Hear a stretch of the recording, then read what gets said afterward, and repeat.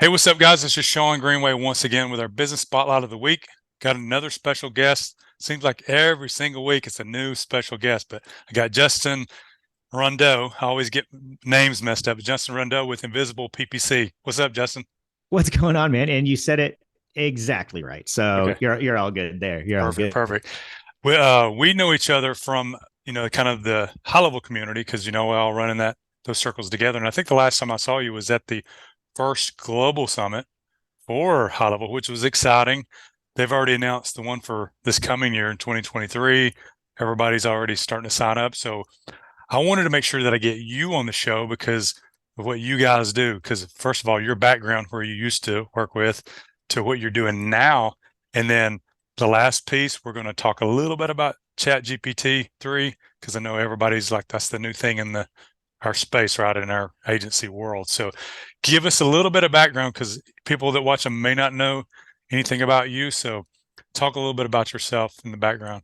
Yeah, absolutely. So I've been doing the whole like marketing game thing, getting on to like 15 years now. Kind of made my start doing conversion and optimization and those types of things at a company called Which Test One. I was always talking about split testing, which caught the eye of my previous boss, which was Ryan Dice at Digital Marketer. So I spent a lot of time doing all their CRO campaigns, building all their content and data analytics, ran their marketing department, ran their company, launched their software division, built all the back end stuff there. And then yeah, it was kind of doing that whole thing for about 7 years, learning kind of from the best in the business. And and spending a lot of time coaching and working with agencies, helped launch that certified partner agency program with them as well. So I've always had like a soft spot in my heart for agencies, but I was never like an agency owner. And I always thought I was going to go big tech and all that other fun stuff. So I moved to a larger scale tech company. I ran all of a growth and acquisition for a company called Teamwork. So they're in the project management space, and then realized like I was like, man, like I want to go back to my agency roots, and you know what, screw it, like I want to kind of do my own thing and like run an agency. And that's when I met Avi Kumar, who's my business partner, and he was looking at purchasing a little company called Invisible PPC. And it was like, hey, you in? I was like, let's do it, let's absolutely do it, this is going to be a ton of fun. And then we picked it up back in November of 2021. So we actually just passed our first year kind of owning the company, which has been around for now over 11 years and has been serving agencies by being their white label partner. So that's kind of my story as quickly summed up as I possibly could, I suppose. Yeah, your partner, I think we met him along with you in Tampa. I Yep. remember now at a conference. So um, once you got, I think you had spoke on stage, and you're an awesome speaker, by the way. If I had your stage presence, I could go take over. So I'm working on it. I'm trying to get that stage swag like you got. But so we've been an agency in the background. Besides Lead Dragon, we've been an agency for going on 4 years now. So it was always a struggle for us the first few years with trying for fulfillment. I mean, we came in like most, probably, I wouldn't say most, a lot do, thinking, okay, we're going to start a digital marketing agency. It's sexy, we do this, we do that. We tell our friends what we do, and then next thing we know, 6 months in, we're like, oh crap, we're fulfilling stuff every single day, and nothing's ever good enough, and we just don't have Mm-hmm. any time. And we found High Level, November of 2019. For about a year, we just really used High Level for like almost for fulfillment, using the text feature in there. Yeah. We didn't really understand what we had, and this was kind of right before they were talking about the whole SaaS and Yeah. selling sub accounts. So for a year, we were trying to use that to help with our overwhelming fulfillment with PPC, SEO, everything else, and social media management. So after about a year of that, we realized that what we had was High Level. So just this past year, have we got our mind open up to guys like you and other companies, white label, and it's like, well, why should we be trying to do this? We can't. We're not that good at it anyway. Let's go to experts, pay them, let them do it. And we've signed up with you guys just recently, and Javier's working more Yep. with you guys. So I don't know as much about it, but all I do understand is that we have an account manager with you guys. They can take care of things. We have great reporting, and we're going to be able to service our clients the way we've always wanted to anyway, so that they'll stay on longer because churn is crazy just in the marketing world, you Yeah, know? the service space, what churns around like 60, 65%. Like if you're looking at that, like I think what is it? I was chatting with Chase from High Level. He came on one of our webinars. Well, this month it's still January. Hmm. I just dated ourselves on this too. So if this is evergreen, hopefully you're listening to this in January. But Chase was talking a lot about kind of churn rates and those things, which is why they pivoted to that SaaS model because standard SaaS like churn rates are around between that 2 and 5%, Hmm. and then but service is upwards of 60. So people tend to stick with you for about 3.5 months on the service side of things, and then they either think they can do it themselves, aren't sure exactly what you're doing, or found somebody who's a cheaper option, maybe not be the best option. So when you're in the service game, you're always in hunting mode, which Hmm. kind of gets you in that weird scenario where you're trying to grow the business, but you're also too stuck in the business, and that's what I think you and Javier are running into, that problem where it was like, man, like we just got to fulfill, but we also have to keep pipeline open and do all these other things. And you're trying to fight a battle on way too many fronts. And the fact of the matter is, you just, as an agency, especially like newer agencies, you don't need to do it alone. Like if you're dreaming of this, like look at my like big agency with all these employees that are doing all these things, it's like you're actually dreaming the wrong thing, in my opinion. And I mean that's Yeah. hard to say to some folks, but like you don't want that. Like you want the freedom to kind of like to do what you want to do as a business owner. You want to be able to do right by your clients, and the only way you're going to do that is by getting help in the areas where you're weak. And like I can't tell you how many sales calls I have and how many calls just discussions I have with folks about them being like, man, like I offer PPC or those things and we do it, but we're not that great. I don't know what to do with that. And it's just like then don't like but you also still want to offer it, so find somebody to help you out with it. Hmm. And you have those, and the stuff I talked about in Tampa, like when I was like, you have a couple of options: you hire internally, you get a referral partner, or you get like a white label partner. Those are your real three options. Yeah. And especially if you're kind of like early stage, and like this can go for larger stage too. Like you can use white label up until I think it's the unit economics make sense. So like having like 50 or so clients, then you might want to think about internal stuff. Sure. But if you're sub 50, sub 40, like you could be saving a ton of cash and a ton of time. That's the other thing. It's not just cash that you need to be considering there, where you should always be thinking about it, but like hiring new employees. Like now you're talking about something you're not thinking about. Like how do you retain them? What happens when they go? You have to start filling a pipeline of interviewees. Like you don't want to do that, right? You don't want to do that at all. So you need to make sure that you find the right type of fulfillment partner. Fulfillment partners, I think, are the unsung heroes in our space, and sometimes even get like a weird kind of like name put to them too, or they're like, oh, why would I do that? It's like because it makes sense. Like, Yeah. and then that's it. Yeah. And that's the thing too, whether someone's coming into the whole SaaS world, even with high level, because that we're in that community, is if you're most people that come in are agencies, so they need to be thinking about Yeah. white label. Because the quick story on us is that, was it 2 years ago, we did that flip. We went from 90% agency to 90% SaaS within 1 year. So since that time, then this past year, what we've seen now that we know how to go deep in SaaS, now we're talking to guys like you and others to where we can incorporate all of the marketing or the agency side back into it. Mhm. And a lot of them in the community call it SWAS, I guess, service with the SaaS. So we're finding that if we can bring back the PPC and the SEO and everything back into it, we've got a better way to add more revenue back into the business like from prior. Because when we did that 90 to 90 flip, it taught us a lot, and we needed that because we were just tired of doing fulfillment. We Yeah. realized that, and I don't know who said this, but when I heard somebody say that support was easier than fulfillment, I was like, I'm in. So that's why we That's a good went line. SaaS. But now we're getting back to more of some agency stuff, and we just Mhm. don't want to.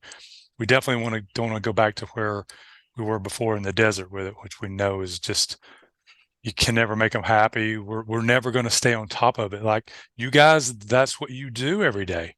Mhm. Like all the changes, you know what to do. We don't, so it's a great partnership when it comes to that. I kind of wanted to move into the next thing because this is the one I want to be asked you since we got on Yeah. here. We are obviously filming this in January of 2023, even if you see this in 2025. This is the new wave of the Chat GPT-3 Yep. that just came out a few months ago. And really just in the past month, everybody in our worlds, our agency worlds, we're all geeking out on this, right? Like the normal population, they're like, oh, artificial intelligence, it's a robot, it's an answering service, whatever. But we're all geeking out on it because of the potentials of what it can do and Yep. also what the bad things that it could do. Is it going to eliminate jobs? Is it going to, is it going to take the copywriters down from, let's just use a number, 100,000 jobs down to 20,000 jobs? Because if you know how to do the prompts and all this, it can eliminate that. Yeah. I'm putting you on the spot. I didn't ask you beforehand. We could prepare. Give me your thoughts on ChatGPT-3 and how it's going to affect the agency world this year. Not 5 years from now, because we don't even know what the next Yeah. wave is going to be. What do you think it'll do to affect it? Yeah, I think what it's done. One, you're gonna find a lot of people putting out courses as if they're an expert, and they're already doing that right now, Seen just that? Yeah. trying to make quick cash. It's all these Web3 people that are like, "Hey, I tried making cash off of like crypto gaming, and now I need to try to do something else."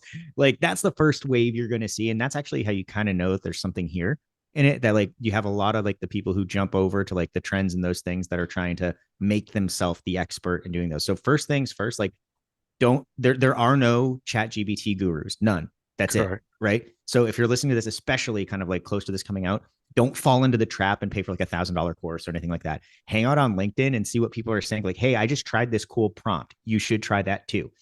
That's as far as you should go. Like learn the software and kind of know what the capabilities are there, because there's a lot of them. But don't go into this being like, hey, so and so is this like epic expert in this. It's like, no, they're not. So just I want to like get that one out real quick. um but the fact is, like, a lot of people are still tinkering and figuring out. It's in the baby, it's like in the early stages right now in Yeah. terms of like what we can do. And that's that lack of gurus or experts or anything like that right now is actually super fun, right? Because you can dig in and try some new things out. What I would recommend is everything you do, like treat it like kind of like the scientific method. Like write down what you're doing, what were the results, and share those types of things with folks as much as you feel like doing, because I think it'll Yeah. help build the community up. um, but when it comes to how this is going to impact jobs, it's gonna take away it's commoditizing things for sure. And it's going to impact. I think it's going to hurt the jobs of folks who weren't that good to begin with. I Um, agree with like, that. I haven't played around with ChatGPT as much as I'd like to, because it's not really terribly new. Like what is it? Jasper has been out Yeah. for just copywriting, right? Yeah. And Yeah. that is a phenomenal tool. It's not new. I've been utilizing at least those types of like kind of walked through prompts that they Mm-hmm. kind of did all that Mm-hmm. work for you already, and they have that output. I think you're going to see more highly specialized things like that that are focused. And if you're developing software and thinking about that, stay focused. Don't try to do something that does everything. Like Jasper did a really, really great job saying, hey, we want to make copywriting easier.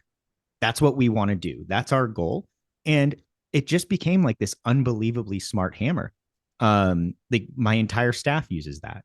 I Yeah. use that. Yeah. Like one of the things I used to train people, like it's just going to speed up it speeds everything up. Like I used to train folks, like when you're writing headlines or doing anything like that, write 25 of them out, go. And that exercise, when I would do that live with people, could take people up to like, 10, 15 minutes. And that's if they were okay at what they were doing. The reason why you want to have those is really diversity of thought and how you're kind of like thinking through things creatively.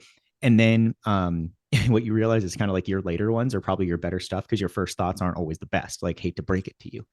Yeah. What these types of tools are doing now is it takes something that would take someone who's skilled 10 minutes, and it's knocking it down to seconds, less than seconds, Mm-hmm. right? You get so much more time back. But what the people who won't lose jobs are the ones that know what's good, right? We're still the connectors. It's a smarter hammer. What you need to be, and this is what I've been saying to everybody when you're thinking yourself as an agency, and really if you're doing anything in business, you need to be the prescriber. Your tools are your tools. That's it, right? So you need to be able to distinguish what's good versus what's bad. If you like, and if you can't do that, like the people that won't survive are the people who can't do that. Like end of sentence. Like Yeah. that's it. Yeah. But yeah, that's kind of my overall ranty thoughts on this. I think it's not going anywhere.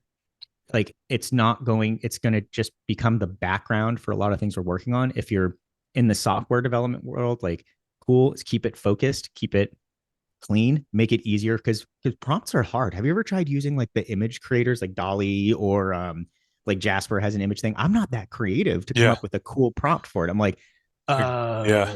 Escher, I don't know, I'm Yeah. lost. But yeah, I think there's going to be a skill in learning how to develop prompts. Like that's going to be a new skill set. To create scalable prompts is essentially what's going to be, I think, really, really interesting. That So that that is it. You just said it, the prompts, because you said Dolly. The other night I was on Dolly just playing around just to see. And like to the common folks in the common world that are not in the agency, 99.999% of people will go into something like ChatGPT and just type in a question or whatever. mhm, Like you said, though, it's like having the hammer, but now you got a dial on the hammer. mhm, You can dial it down to precisely the spec that you need to hit. yeah, So prompting, right, that's going to be the skill, because I can't remember what video that I watched the other day, but that's where, like, any of the ones that are in copywriting, if they want to continue to do what they're doing, they're going to have to get really good at the prompt side. And I want to learn that myself. I don't want to spend a lot of time on it, but it's one thing to go over there and just type in a question. It's another thing to, type out with prompts, let it spit out information, and then tweak it again with some more prompts. And then over the course of, 5, 10 minutes, you could have something amazing. But there's no way to get to that amazing part, like you said, unless you already know yeah, what you're doing. So I guess, like you're saying, it'll probably expose a lot of people, but it's also going to help, hopefully, a lot of agencies if they use it the right way. And I told you before we got on, we just incorporated it into our white label SaaS for high level as a content creator. Very similar to a Jasper, but probably a little bit deeper than that because of the mhm, capabilities, where we have it, just firing back and forth. So our clients are not having to get another tool. I mean, that's the whole point of having, a good SaaS like that, is like they're eliminating another $50, $60 a month somewhere else. yep, They got it right on their dashboard. So we're excited to see where it goes. I know that one of the things I read is that, like, if my pen is the parameters that GPT-3 has, GPT-4 is probably going to be the size of this room when it comes to the parameters. So, and it's already smart right now. Can you imagine that mixed with Dolly with the graphics? I think we're going to, and you know more about it than I do, but I think we'll get to a world in 2 or 3 years to where the right guys that know how to put in the information can spit out a website with everything on yeah, it, and mhm, funnels built, whole nine, yada yada. I mean, there's already versions of that now. I saw a guy where you can put in certain information and it will basically give you a great snapshot.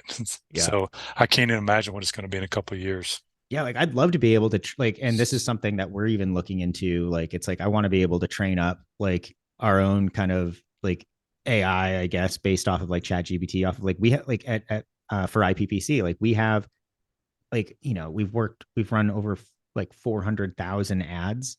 Like Mhm. we have copy that works, and if we can start thematically putting things in place for the copy we know that works best for individual niches or those things, and pump those things out, and to create like natural variants of those, Yeah. man, that's a game changer. And like that's definitely something that I want to be looking into. Like the more that we can get that process in place, because it's garbage. What they say, it's like garbage in, garbage out. But but also the inverse is true. Yeah. So like if you have all this great stuff that you can do to train to train something like that up, like the sky's the limit if you're just thinking about it. I think it's everyone's going to have a new way of thinking and approaching kind of the creative side of things, the direct response side of things. Again, you very much need the people that can distinguish what's good and what's not. But that new skill set that's going to come out is like, how skilled am I at creating those prompts? I mean, even in my head, I'm thinking of it like people who are unbelievably good at like writing regex, like we're or like learning like some basic level of coding, like the beginners as compared to like the masters in that, Hmm. like it's night and day. Like it's like they couldn't like the way you're even thinking about it is just fundamentally different. So I think this isn't this definitely is a seismic shift for the industry and for business, but I think the people that are going to succeed are the people that are going to be able to change their frame around it, and I agree. then and the people who won't will get exposed for kind of like being kind of the hacks that Yeah, become I become agree. everywhere. And like you said, I think it's silly for anybody to want to spend money on a course you don't need to, Yeah. because right now, especially, there's enough. You can go on YouTube, even just Mm-hmm. YouTube and Facebook. You can find enough guys right now that are showing you different things that, like within 1 hour, if you go to a couple of different things, you can already know what you need to know just from a couple of YouTube videos. So Yep. none of the, like I said, there's no gurus. Don't spend the money. If you're watching, don't spend the money on all of that. Just keep your eyes out there on YouTube and Facebook and watch what people are doing. Test it out and try it. Just like we said, we got to integrate it into our SaaS. We're using it daily.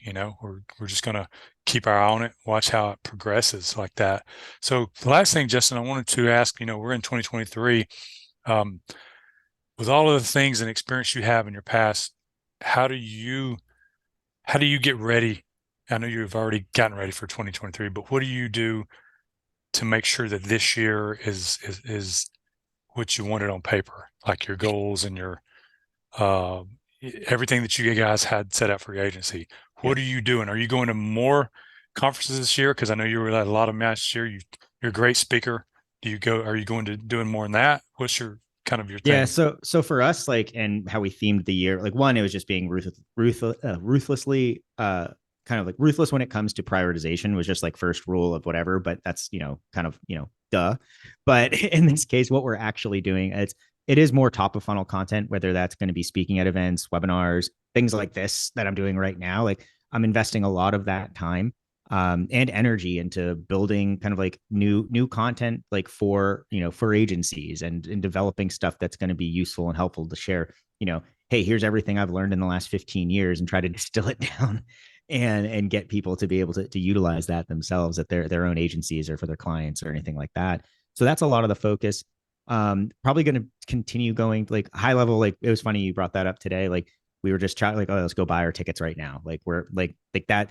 Like, we know which are the larger conferences we want to go to, but we're also looking for more like boutique type conferences. I think I chatted with you about this too. Like, I'd rather be in a room with 50 people that I know, like, are my exact like one to one, versus being in a room with 500 people where I have to start like sussing that out. Yep. So I'm spending a lot more time being I think being a bit more picky in where I'm spending my physical time. And then right now it's kind of all like expand brand awareness for IPPC, and utilize like kind of my strengths to build out top of funnel awareness is essentially where I'm at, because I know once they know about us, and they know that they know that we've been here for a while, we've been doing our thing, and they know we'll be here when they're ready. It doesn't need to go into a hard sell or anything like that. Like, our Yeah. funnel is pretty basic, and it's just like, hey, let's educate, make sure they know we're a good resource, and when they have a client ready to roll with us, they will be right here. Yeah. So yeah. That's how it happened for us, what you just Mm-hmm. said. So, I mean, we're now a client with you guys. So, anybody that's watching or listening, whether you're on our website or you're on YouTube, we've got a link somewhere above or below. Check them out. We're going to have a link on there for Invisible PPC. Definitely need to take a look at them, because uh, we know that we need you guys. And now we're actually on one of our marketing websites. We're actually be able to craft it in a way that's going to bring in more potential clients. Before we were afraid to, because they're like, well, if we get more than three or four, who's going to deal with it? Because we don't have a lot of people at the agency. Mm-hmm. But with you guys, it doesn't matter. It's just, Yep. we just plug and play with you guys. And that's what we love the most. So Yeah, that's awesome, man. you got your people, you got your team. Like, the fact is, it's like, and this was something that really stood out for me for most companies, especially when you're thinking about, and this isn't, let's not just say like our own agencies, I'll put it in the terms of like clients. Like, your client could likely not handle like 200% growth, 100% growth, like doubling or tripling. They'll talk like they want to do that, but they likely can't handle that, right? From a operations perspective, or who's going to do the work. Similarly, your agency's that way. Yeah. Like, so when you're thinking about, it's good to dream and make a wish of, oh, I'd love to double, I'd love to triple. But then when like when the rubber meets the road, it's like, how are you going to handle that, right? Yep. Yep. And knowing that you have reliable folks that you can tag in is going to be the only way for you to realistically do that. Like I know and to kind of put in perspective, like I know at any given time, we can probably bring on roughly 30 to 40 clients like that. Like we can move very, very quickly and we scale our operation in a similar way. So like as we're bringing on, as we have, kind of workload at, 75% for folks, we know hire another pod or go this route or go here, go do that. And so we're doing all that hiring on our side. You don't have to worry about those types of things. You don't have to ask those types of questions of what happens if I bring in this much more. It's like, just, it's not your problem. But if you aren't working with a partner like that, that is your problem. And Yeah. it's not a problem you want to have. I feel really confident that if we, this month, if coming up in February, if we were to attract and get closed down 10 Oh yeah. PPC clients, now I know that I don't have to sweat it because it's Mm-hmm. like, all right, Javier, get with Justin and them. Let's go. Let's rock and roll. Yep, Because absolutely. then it's easier for us to hire as well. Like if we get, if we get 5 or more PPC clients really quick, I know how to hire even an account manager on our side a lot Yep. easier. I just, set a number for every 5. I want another, maybe account manager, and then they can work on the other stuff that we have. So just makes it easier all the way around. So I'm glad to be able to have that part of it. Justin, thanks for being on the show today. Absolutely, Uh, man. we'll get you back soon. Also, too, I'm sure I'm going to see you out there on the conference trail. Who knows? Maybe I'll be on the stage with you one day. We'll Ooh, see. I'd love that. I'll be in the crowd. I'll get like a poster and all that stuff. Be like, Sean, let's Go, go, go. go, go. I did have was fortunate enough to be able to be on the SAS panel at the summit at high level. So that was a great honor to do that. But I do want to get out on the kind of like you said, the smaller circuits. I do like the smaller ones. I know there's one in California this coming week with Matt and the guys, Oh yeah, that was and then one. the next mastermind for high level I think is in a couple of weeks. We went to the first one last year. It was awesome. So anybody's watching, if you're going to the upcoming mastermind for high level, you're going to love it. It's amazing. It it kind of was a great shift our mindset from going to that. So changed everything around. So Justin, thanks again for being on the show. Oh, thank you. Until next time, guys, as always, go make some money and go kill it. See you soon.